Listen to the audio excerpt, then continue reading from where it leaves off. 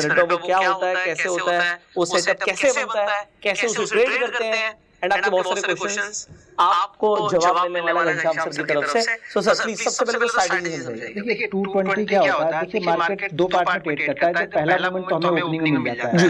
Opening में movement मिलने के बाद ज्यादातर आप देखेंगे तो मार्केट 10 साढ़े 10 बजे के बाद मार्केट धीरे धीरे साइडवेज होने लगता है और ये 1-1:30 बजे तक साइडवेज चलता है। उसके बाद जो सेकंड फेज आता है वो 1:30 बजे के बाद आता है। 1:30 बजे से 2 बजे के बीच का ये फेज आता है। तो उसके बाद हम 220 को अप्लाई करते हैं, क्योंकि मैंने कई सारी चीजें देखी। 1 बजे भी मैंने अप्लाई करके देखा, 2 बजे भी करके देखा था उस समय। लेकिन जो 220 पे मूव आता है वो मूव थोड़ा सा क्लियर कट मूव होता है। वो एक बार फिर से जैसे ओपनिंग 920 का मूव होता है, अगर मिलता है तो आपको ट्रेंडिंग मूव मिलता है।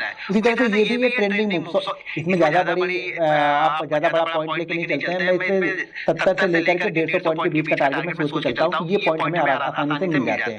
और यही चीजें जब एक्सपायरी के दिन मिलती है तो फिर धमाका हो जाता है, क्योंकि 70-100 पॉइंट एक्सपायरी के दिन का मतलब कि पैसा डबल आपका। तो 220 को अप्लाई करते हैं हम लोग। तो यहाँ पे देखिए 220 मैंने अप्लाई किया था, एक्सपायरी वाले दिन ही अप्लाई किया था, यानी कल परसों के सेशन में ही अप्लाई किया था हमने यहाँ पे। तो ये इसको ध्यान से देखिएगा, दो चीजें ध्यान रखना पड़ता है यहाँ पे। पहले तो अगर कोई रेंज बनी हुई है ना, जैसे ये रेंज बनी हुई है, कंटिन्यू मार्केट यहाँ पे क्या कर रहा है, होल्ड कर रहा था। एक्सपायरी के गिनने में धीरे धीरे करके ऊपर जा रहा है। यहाँ पे इसने एक रेंज बना दी थी, इस रेंज को ऊपर करके गया। तो दो कंडीशन होती है, या तो इस रेंज के ऊपर ही 220 बनता तो करते, या इस रेंज के आसपास नीचे की साइड में कहीं पे आके बनता तो हम करते। अगर ये इस रेंज के नीचे जाके करता और इस रेंज के बीच में करता, देखिए यहाँ से और यहाँ के बीच में बनता तो मैं नहीं करता। कोई कैंडल बनता है, हाँ यहाँ से यहाँ के बीच में बनता है, क्योंकि यहाँ पे ये सपोर्ट का काम करेगा, ये रेजिस्टेंस का काम कर रहा है। अभी हम क्या कर रहे हैं, रेजिस्टेंस से ऊपर है। तो यहाँ पे ये कैंडल जो है वो 220 की कैंडल है, एक्सपायरी वाले दिन की। ठीक है, एक्सपायरी वाले दिन में ये 220 हमने किया था और अपने टेलीग्राम में भी अपडेट किया हुआ था ये। तो यहाँ पे ये 220 की कैंडल यहाँ पे बनती है। तो यहाँ पे कुछ नहीं, सीधा सीधा इसी कैंडल का लो एसएल होता है। ज्यादा बड़ा ऐसा नहीं, कभी 35 पॉइंट का मिलता है, कभी 40 पॉइंट का मिलता है, कभी 50 पॉइंट का मिलता है, कभी कभी 20 पॉइंट का ही एसएल मिलता है। तो हम कैंडल का हाई ब्रेक होके एंट्री करेंगे। बिल्कुल, जैसे आपको हाई दिख रहा है, मान लीजिए अगर 42,122 है, तो जैसे ही ये 123 हो आपको ट्रेड ले लेना है। सोचा 10 पॉइंट ऊपर चला जाए, 20 पॉइंट ऊपर चला जाए, तब मैं लूंगा। और जैसे ही अगर इस कैंडल का लो मान लीजिए 42,120 है, तो जैसे ही ये 19 या 18 है, आपको ट्रेड कट कर देना है। इमोशन नहीं रखना यहाँ पे बस। ये बाइंग हमने क्या देख के करी है, सिर्फ ये कैंडल का मूव आता है। 220 के बाद कैंडल होती है ना, उसका मूव देता है। मैंने बहुत सारी 220 भी देखा, 2 बजे भी देखा, मैं बहुत सारी चीजें, मैं बोला ना, मैं बैक टेस्ट करके। नहीं, हमने बाय क्यों किया, हमने सेल क्यों नहीं किया? सेल इसलिए नहीं किया क्योंकि हाई ब्रेक करा ना।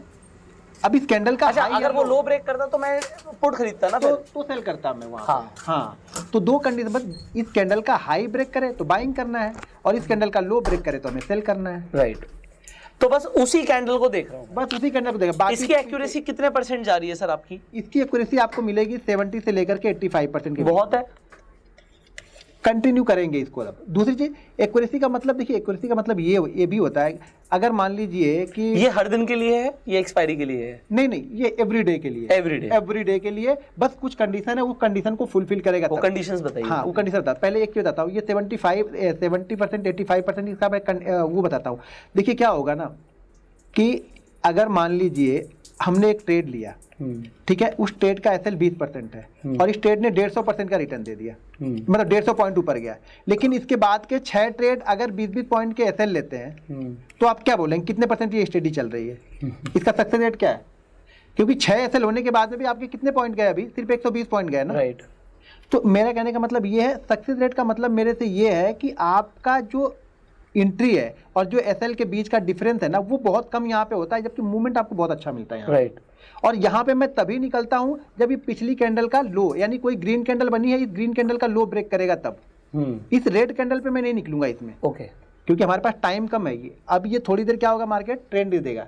ये हमेशा मार्केट करता है। मार्केट की ये कंडीशन 2 बजे के बाद एक ट्रेंडिंग मूव इसमें मार्केट में आएगा। तो यहाँ पे मैं क्या करूंगा, इसको कॉल बाइंग करूंगा। यहाँ पे जो भी कॉल होगी एट द, एक चीज ध्यान रखना, हमेशा एट द मनी ही लेना, क्योंकि हमारे पास टाइम नहीं है यहाँ पे। तो बहुत सारे लोग गलती यहाँ पे क्या करेंगे, 41,400 चल रहा, तो यहाँ पे ले लेंगे 41,700 का, तो ये मूवमेंट नहीं मिलेगा। 41,600 का ये मूवमेंट नहीं मिलेगा, आपको 41,400 वाला ही लेना है, एट द मनी ही लेना है। या इन द मनी ले लो। हाँ, इन द मनी, वही 400 वाला इन द मनी हो गया। 450 चल रहा तो 400 वाला ले लो आप, 500 वाला भी मतलब 450 वाला ले लो। अगर 400 के पास चला तो 400 वाला ही आप लो। हमेशा एट द मनी ले लो या इन द मनी ले लो बस, लेकिन आउट द मनी बिल्कुल मत, क्योंकि हमारे पास टाइम नहीं है। ये 15-20 मिनट भी अगर रुक गया वहीं पे ना तो थोड़ा सा प्रीमियम डाउन आता है, लेकिन ये ट्रेंडिंग होता है, ज़्यादातर ये ट्रेंडिंग ही आपको मिलेगा, एवरीडे आपको ट्रेंडिंग ही मिलेगा वहाँ पे। और एसएल लेगा तो 20 से 30 पॉइंट से ज़्यादा का एसएल नहीं लेगा यहाँ पे। कंडीशन यहाँ पे सिर्फ एक चीज़ ध्यान रखनी है कि अगर ये किसी रेंज में बन रहा हो, जैसे ये रेंज है ना, अगर इसी किसी रेंज के अंदर में ही बन रहा, अगर मान लीजिए ये कैंडल हमें सेल साइड में जानी होती, ये लो को ब्रेक करता तो मैं यहाँ पे ट्रेड नहीं लेता। क्यों नहीं लेता? क्योंकि ये रेंज थी, नीचे ये सपोर्ट बन रहा था ना, तो 10 पॉइंट बाद ये सपोर्ट है, मैं 10 पॉइंट के लिए रिस्क लूंगा, तो यहाँ पे ट्रेड नहीं लूंगा। हमेशा इसके लिए ओपन जगह चाहिए होगी। मैं पीछे चार्ट कुछ दिखाता हूँ, उससे समझ में आएगा आपको। इसके मल्टीपल एग्जांपल्स ले। हाँ जी। अब यहाँ पे हम वापस यहाँ पे 220 देखते हैं, ठीक है।